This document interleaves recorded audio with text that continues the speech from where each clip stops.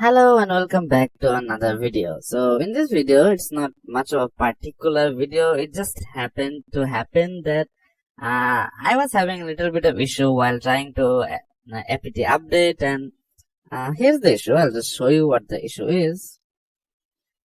So whenever I try to do sudo apt update,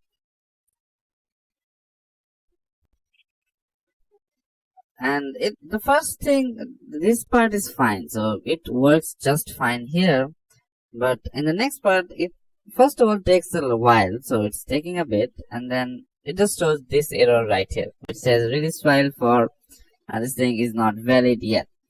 So I was really confused and really scared because, well, what the heck is this?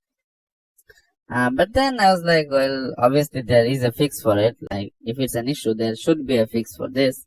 And then I found out that it's a really simple problem. The problem being is that my clock being out of sync. So this is happening in a virtual machine. So if this is happening in a main system, then you should just sync up your clock and it should be fine. So that is mainly the issue. And it's a really simple fix. But before I show you that, if you like the video and you find this helpful, then leave a like and also leave a comment if you find this helpful. But if you have any other ways to fix this, then also let me know. But the one that worked for me is just doing the HW clock dash HCTO6. So this is basically what I had to do.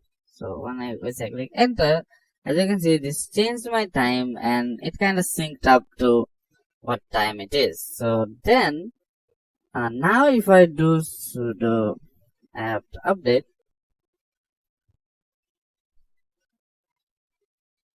and as you can see, now it is going way past the thing where it got stuck, and it's going really slow. But while this happens, let me tell you something. So I was thinking, well, without doing that command, if we can just go to settings and just sync it up from there. But apparently when I tried to do this, like change this and change this manually, then when I actually just went to run that command, it just didn't work. It plain didn't work and it did not sync at all.